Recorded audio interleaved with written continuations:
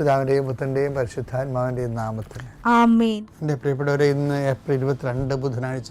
അമ്മേ പരിശുദ്ധ അമ്മേ, അമ്മേ പരിശുദ്ധമേ, ദൈവമാതാവേ, കൃപാസനത്തിലൂടെ ഞങ്ങൾക്കും ഞങ്ങളുടെ ദേശത്തിനും അമ്മ മധ്യസ്ഥം തേടി തന്ന എല്ലാ അനുഗ്രഹങ്ങൾക്കും കൃപകൾക്കും ഞങ്ങളിപ്പോൾ ഹൃദയം നിറഞ്ഞ നന്ദി പറയുന്നു.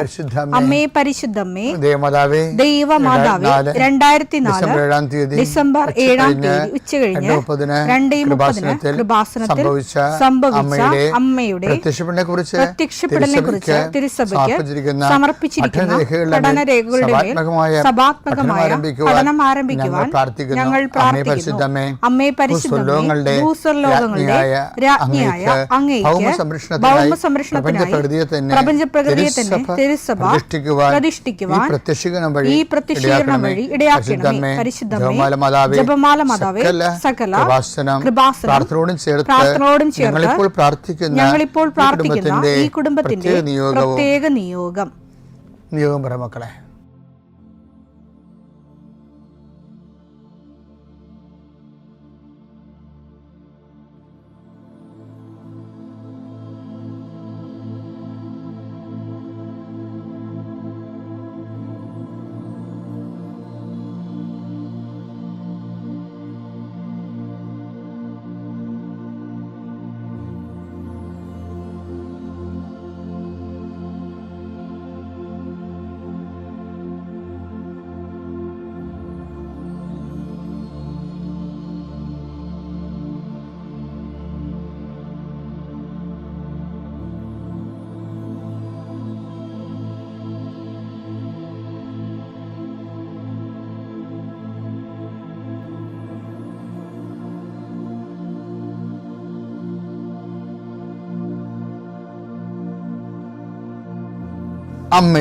അമ്മയുടെ പ്രത്യക്ഷീകരണത്തിന്റെ ഈ അനുഗ്രഹവേളയിൽ ഞങ്ങൾക്ക് സാധിച്ചു തരുവാൻ കനിയണമേ.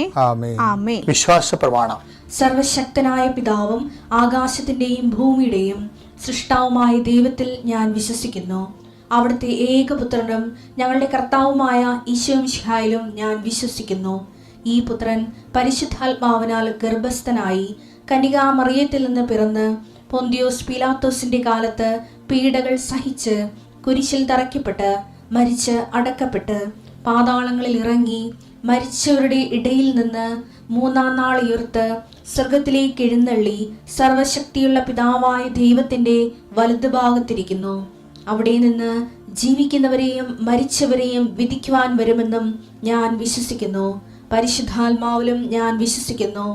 വിശുദ്ധ കത്തോലിക്കാ സഭയിലും പുണ്യവാന്മാരുടെ ഐക്യത്തിലും പാപങ്ങളുടെ മോചനത്തിലും ശരീരത്തിന്റെ ഉയർപ്പിലും നിത്യമായ ജീവിതത്തിലും ഞാൻ വിശ്വസിക്കുന്നു. ആമേൻ. സ്വർഗ്ഗസ്ഥനായ ഞങ്ങളുടെ പിതാവേ, അങ്ങയുടെ നാമം പൂജിതമാകണമേ. അങ്ങയുടെ രാജ്യം വരണമേ. അങ്ങയുടെ തിരുമനസ് സ്വർഗത്തിലെ പോലെ ഭൂമിയിലും ആകണമേ. അന്നു വേണ്ടുന്ന ആഹാരം ഇന്ന് ഞങ്ങൾക്ക് തരണമേ. ഞങ്ങളോട് തെറ്റ് ചെയ്യുന്നവരോട് ഞങ്ങൾ ക്ഷമിക്കുന്നത് പോലെ ഞങ്ങളുടെ തെറ്റുകൾ ഞങ്ങളോടും ക്ഷമിക്കണമേ. ഞങ്ങളെ പ്രലോഭനത്തിൽ ഉൾപ്പെടുത്തരുതേ, തിന്മയിൽ ഞങ്ങൾ രക്ഷിക്കണമേ. ആമേൻ. നന്മ നിറഞ്ഞ മറിയമേ, സ്വസ്തി. കർത്താവ് അങ്ങയുടെ കൂടെ സ്ത്രീകളിൽ അങ്ങ് അനുഗ്രഹിക്കപ്പെട്ടവളാകുന്നു. അങ്ങയുടെ ഉദരത്തിൻ ഫലമായി ഈശോ അനുഗ്രഹിക്കപ്പെട്ടവനാകുന്നു. പരിശുദ്ധ മറിയമേ, തമ്പുരാന്റെ അമ്മേ, പാപികളായ ഞങ്ങൾക്ക് വേണ്ടി ഇപ്പോഴും ഞങ്ങളുടെ മരണസമയത്തും തമ്പുരാനോട് അപേക്ഷിക്കണമേ. ആമേൻ. കർത്താവേ, നിന്റെ ഉന്നതമായ നാമത്തിന് സ്തോത്രം ചെയ്യുന്നു. കർത്താവേ, നിന്റെ വിശുദ്ധ പൗരോഹിത്യത്തെ മഹത്വപ്പെടുത്തണമേ. കർത്താവെ, സഭയിലുള്ള സാന്നിധ്യം പ്രകടമാക്കണം. 40 വർഷം അർപ്പിച്ച കൃപാന്റെ യുഗതിയായി കൃപാസ്ഥാനത്താരെ ജീവനോടെ പ്രത്യക്ഷപ്പെട്ട പരിശുദ്ധ അമ്മയുടെ മാധ്യസ്ഥത്തിലെ ഞാൻ അങ്ങയുടെ മക്കൾക്ക് വേണ്ടി പ്രാർത്ഥിക്കുന്നു. അമ്മേ, ഈ പ്രഭാതത്തിൽ എത്രയോ പേരാണ് അമ്മേ ഈ ഒരു പ്രാർത്ഥനയ്ക്ക് വേണ്ടി കൊതിച്ച് കാത്തിരിക്കണത്. അവർക്ക് എവിടെ എന്തെല്ലാമോ കാര്യങ്ങളുണ്ട്. ഇന്ന് അവരുടെ കഴിവിൽ നിൽക്കാത്ത കാര്യങ്ങളുണ്ട്. കർത്താവേ, അങ്ങയുടെ മക്കളുടെ കഴിവിൽ നിൽക്കാത്ത കാര്യങ്ങൾ, ആ കാര്യങ്ങളെക്കുറിച്ച് ഓർക്കുമ്പോൾ ഭയവും പേടിയും പ്രയാസവും സങ്കടവും നിരാശയും ഒക്കെ തോന്നുന്ന വിഷയങ്ങൾ, വ്യക്തികൾ, അതെല്ലാം യേശുക്രിസ്തു നാമത്തിൽ ഞാൻ ബന്ധിക്കുന്നു. കർത്താവേ, അങ്ങയുടെ മക്കള് ഇനി സമാധാനത്തിൽ വിട്ടേക്കണമെന്ന് പറഞ്ഞല്ലേ ഈശോ. ഞങ്ങളുടെ ദാസനെ സമാധാനം, എൻ്റെ രക്ഷ ഞാൻ എൻ്റെ കണ്ണുകൊണ്ട് കണ്ടിരിക്കുന്നു. അങ്ങയുടെ ദാസനെ സമാധാനം വിട്ടേക്ക്. സമയം ദീർഘദർശി പറഞ്ഞതുപോലെ അങ്ങയുടെ മക്കൾ ഈ പ്രാർത്ഥനയ്ക്ക് ശേഷം സമാധാനം കണ്ടെത്താൻ ഇടയാക്കണം പ്രാർത്ഥിക്കുന്നു. നിങ്ങളുടെ ജീവിത ചിന്തകള്, നിങ്ങളിന്ന് പോകാനിരിക്കുന്ന ഇടങ്ങള്, സംസാരിക്കുന്ന വ്യക്തികള്, ഒപ്പിടുന്ന പേപ്പറുകള്, എഴുതുന്ന രേഖകള്, എൻ്റെ മക്കള് ജീവിത ഉപായത്തിന് വേണ്ടിയും മേൽഗതിക്ക് വേണ്ടിയും ജോലിക്ക് വേണ്ടിയും ജോലിയുടെ അനുബന്ധ കാര്യങ്ങൾക്ക് വേണ്ടിയും എവിടെയെല്ലാം യാത്ര ചെയ്യുന്നു, ആരെല്ലാം സംസാരിക്കുന്നു, ഫോൺ ചെയ്തിട്ട് എന്തെങ്കിലും ഡേറ്റോ കാര്യമോ തീരുമാനമോ വാക്കോ പ്രവൃത്തിയോ തീരുമാനമോ കിട്ടാൻ വേണ്ടി കാത്തിരിക്കുന്നു. അതെല്ലാം മക്കൾക്ക് അനുകൂലമാവുകയും അത് ഈശോയുടെ നാമത്തിൽ ഞാൻ നിങ്ങളെ അനുഗ്രഹിക്കുകയും ചെയ്യുന്നു. എൻ്റെ കർത്താവേ, മനുഷ്യൻ്റെ ഭീഷണി കാരണം മനസ്സിന് സമാധാനം നഷ്ടപ്പെട്ടവരെ, അവരെ നീ ഏത് ഭവനത്തിൽ പ്രവേശിച്ചാലും ആ ഭവന സമാധാന ആശംസ അർപ്പിച്ച കർത്താവേ, നിന്റെ നാമത്തിൽ നെഞ്ചിലും നെറ്റിലും മുദ്ര വാങ്ങി നിന്റെ നാമത്തിൽ വിശ്വസിക്കുന്ന ഒരു മനുഷ്യനെയും ആരും ഭീഷണിപ്പെടുത്താൻ അനുവദിക്കരുത് കർത്താവേ. അവരെല്ലാം ശത്രുക്കളെ കാണുകയെ വിരുന്നൊരുക്കുന്ന ദൈവത്തിൻ്റെ ശക്തിവിശേഷം നിനക്കായി വിരുന്നൊരുക്കട്ടെ. നിൻ്റെ എല്ലാ ശത്രുക്കളുടെയും മുന്നിലെ നിത്യം പിതാവും പുത്രനും പരിശുദ്ധാത്മാവ് സർവ്വേശ്വര എന്നേക്കും ആമേൻ. എൻ്റെ പ്രിയരെ, ഈ ഉടമ്പടി ചില ആൾക്കാർ ഭയങ്കര കോമഡിയാണ്. എന്താണെന്നറിയാമോ? അവർ ചിലപ്പോൾ ഈ നമ്മുടെ പ്രവർത്തകരെ കാണുമ്പോൾ പറയുവേ, കൃപാസനത്തിലെ പ്രവർത്തകരെ കാണത്തില്ലേ, അപ്പോൾ പരിചയമുള്ളവർ ഞങ്ങൾ പത്രം ഇവിടെ കൊടുത്ത് 2 തിരി കത്തിച്ചു, എന്നിട്ടും ഉടമ്പടിയുടെ ഒന്നും ആയില്ലെന്ന് പറയും. അപ്പം ചിലർ വന്ന് എന്നോട് പറയും, അച്ഛാ അവിടെ വർത്തമാനം കേട്ടപ്പോൾ തന്നെ എനിക്ക് മനസ്സിലായി അവർ ജന്മത്ത് അവിടെ കാര്യം നടക്കത്തില്ലെന്ന്. എന്താ കാര്യം വെച്ച് കഴിഞ്ഞാൽ അവർ ദൈവത്തിനോട് കണക്ക് പറയണ രീതിയിലാണ് ഈ ഉടമ്പടി ചെയ്തിരിക്കുന്നത്. 10 പൈസ ദൈവത്തിന് വേണ്ടി മുടക്കിയിട്ടുണ്ടെങ്കിൽ അതിൻ്റെ റിട്ടേൺസ് അവർക്ക് ക്യാഷ് ആൻഡ് കൈൻഡായിട്ട് വേണം. ദൈവത്തെക്കാൾ ഉപരി മെറ്റീരിയലായിട്ട് തന്നെ അവർക്ക് വേണമെന്നുള്ള രീതിയിൽ ഉള്ള ഒരു ബിസിനസ് റിലേഷനാണ് ചില ആൾക്കാർക്ക് ഉള്ളത്. നിങ്ങൾക്ക് ചിന്തിച്ച് നോക്കണം കേട്ടാ. ഈ പല ആൾക്കാർക്ക് ഈ ബിസിനസ് റിലേഷൻ ഉണ്ട്. പക്ഷെ ചിലർ കുറച്ച് ഒരു ഉടമ്പടി ആ ക്ലാസ്സെല്ലാം കേട്ട് കഴിയുമ്പോൾ, ഈ ക്ലാസ് കേൾക്കാത്തവർക്കാണ് ഇങ്ങനെ താമസിക്കുന്നത് ഈ വിഷയങ്ങൾ. ക്ലാസ്സെല്ലാം കേട്ട് കഴിയുമ്പോൾ ഓട്ടോമാറ്റിക്കായിട്ട് ദൈവസ്നേഹം ഉണ്ടാവും. ഉടമ്പടി എന്താ ഉദ്ദേശിക്കുന്നത് ശരിക്കും പറഞ്ഞാൽ? ആൾക്കാരിൽ ദൈവസ്നേഹം ഉൽപ്പാദിപ്പിക്കുക എന്നല്ലേ ഉദ്ദേശിക്കുന്നത്.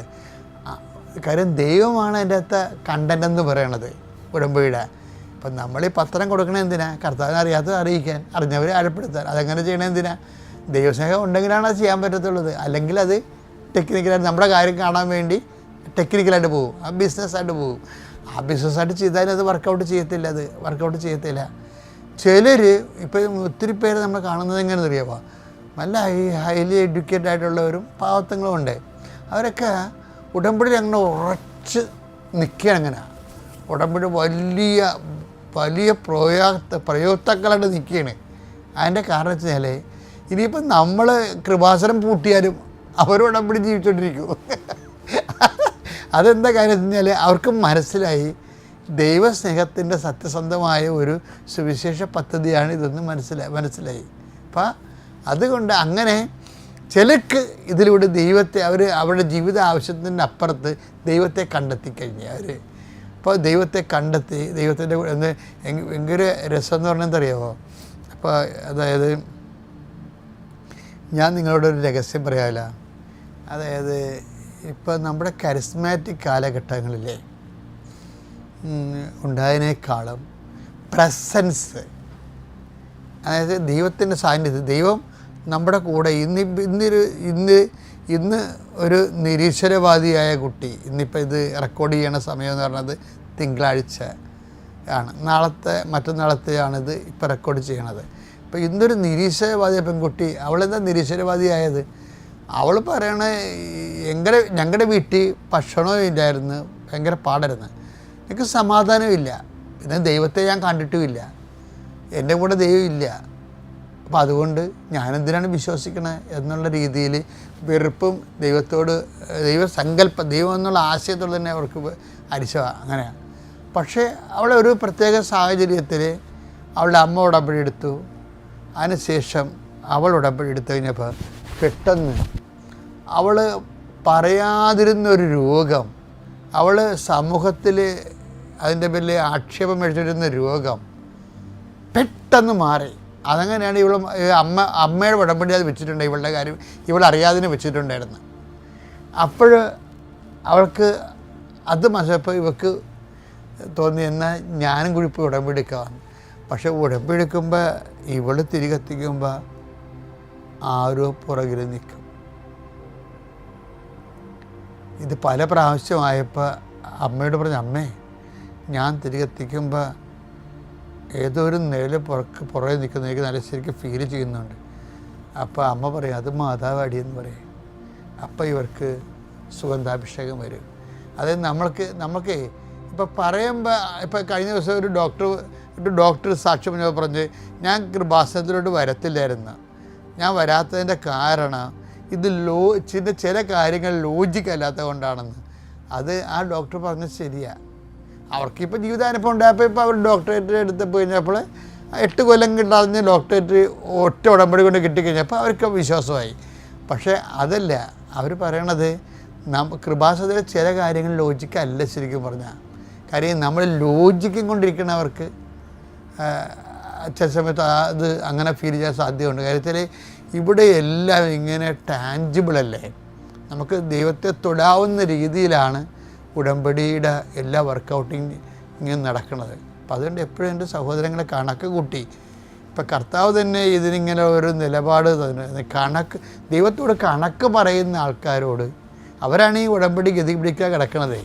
ആ ഒരു മനോഭാവമെങ്കിലും ഉണ്ടെങ്കിൽ നിങ്ങളത് മാറ്റണം. ലൂക്ക 6:35 തിരിച്ചു കിട്ടും എന്ന് പ്രതീക്ഷിക്കാതെ തിരിച്ചു കിട്ടും എന്ന് പ്രതീക്ഷിക്കാതെ മറ്റുള്ളവർക്ക് നന്മ ചെയ്യുകയും വായ്പ കൊടുക്കുകയും ചെയ്യുക. അപ്പോൾ നിങ്ങളുടെ പ്രതിഫലം വലുതായി. എന്ത് പ്രശ്നം വെച്ച് കഴിഞ്ഞാൽ നമ്മൾ ക്യാഷ് ആൻഡ് കൈൻഡായിട്ട് ഇങ്ങോട്ട് നമ്മൾ കൊടുക്കുന്ന അത്രയും തന്നെ തിരിച്ച് കിട്ടണമെന്നുള്ള രീതിയിലുള്ളൊരു ബിസിനസ് റിലേഷൻ ആണെങ്കിൽ കർത്താവിൻ്റെ മനസ്സിരിപ്പ് വേറെയാണ്. എന്താ കാര്യം, ചില കാര്യത്തിന് നമുക്ക് റീഫണ്ടബിൾ അല്ല, തിരിച്ചതുപോലെ കിട്ടത്തില്ല. അപ്പോഴെന്താ സംഭവം, അത് കിട്ടത്തേ ഇല്ലെന്നല്ല എൻ്റെ അർത്ഥം. അപ്പോൾ നിങ്ങളുടെ പ്രതിഫലം വലുതായിരിക്കുമെന്നാണ്. അപ്പം ചെറിയ പ്രതിഫലമല്ല. നീ ചോദിച്ചത് ചിലപ്പോൾ ഒരു ജപ്തി നടപടി മാറാനോ അല്ലെങ്കിൽ വേറെ എന്തെങ്കിലും. ചിലപ്പോൾ ദൈവം അതിനേക്കാൾ വരിക നിത്യത വരെ ഇതിനകത്ത് ഉൾപ്പെടുത്തിയിട്ടുണ്ട് ഈശോ. ചില ഉത്തരവ് എന്താണ്, പ്രാർത്ഥന കേട്ടില്ലെന്നല്ല, അത് വിഡ്ഢികളാണ് അങ്ങനെ പറയണം. ഒരു പ്രാർത്ഥന കേൾക്കാതിരിക്കത്തില്ല. പിന്നെ എന്താ, അത് നിത്യതയിലാണ് റീഫണ്ട്, അതാണ് പ്രതിഫലം വലുതായിരിക്കും എന്ന് പറയണത്. ഇതൊക്കെ മനസ്സിലാക്കാതെ ഉടമ്പടി എടുക്കുന്ന ഒത്തിരി പേരുണ്ട്. അപ്പോൾ അതുകൊണ്ട് നിങ്ങൾ ഉടമ്പടി ഒരു അവസരമാണ്. അത് നിങ്ങൾ ദൈവത്തോട് നന്ദി പറഞ്ഞുകൊണ്ട് വേണം ഇനി ഉടമ്പടി അകപ്പഴ നിർത്താമെന്ന് വിചാരിച്ചാൽ നിന്ന് പോയെന്ന് കഷ്ടപ്പെടാം. ഇപ്പോൾ ആൾക്കാരുടെയൊക്കെ പ്രശ്നം എന്നറിയാമോ, റോഡ് മുഴുവൻ പണിയാണ്. കൃപാസനത്തിൽ വരണമെങ്കിൽ 2-3 ബ്ലോക്കൊക്കെ എല്ലാം കഴിഞ്ഞാൽ വരത്തുള്ളൂ. പക്ഷേ ഇനിയിപ്പോൾ ബ്ലോക്കെല്ലാം കുറച്ചിപ്പോൾ മാറും. പക്ഷേ അന്ന് നിങ്ങൾ വന്നിട്ട് ഇന്ന് വന്ന പോലെ അല്ല. ഇന്ന് കഷ്ടപ്പെട്ട് വരുമ്പോൾ കർത്താവ് നിങ്ങളെ കഷ്ടപ്പാട് മനസ്സിലാക്കും. നാളെ നിങ്ങൾ ഈസി ആകുമ്പോൾ വരാതിരിക്കുകയും അപ്പോൾ അനുഗ്രഹം ഈസി ആയിരിക്കത്തില്ല ചിലപ്പോൾ. അതുകൊണ്ട് ബുദ്ധി വേണം ഇതിനൊക്കെ ഒരു ശരിക്കും. ഇപ്പോൾ നല്ല ഒരു സമയത്ത് കർത്താവിനെ ഞങ്ങളത് നിങ്ങളോട് പറയണതേ, ഇത് ഞങ്ങൾ അനുഭവിച്ചതിൻ്റെ പകുതിയെ നിങ്ങൾക്ക് പറഞ്ഞു തരുന്നുള്ളൂ, അത്രേ പറയാൻ പറ്റണുള്ളൂ. അപ്പം അത് നിങ്ങൾ ഓരോരുത്തരും ഇതേ ദൈവാനുഭവത്തിലേക്ക് വരണം, അനുഗ്രഹത്തെക്കാൾ ഉപരി.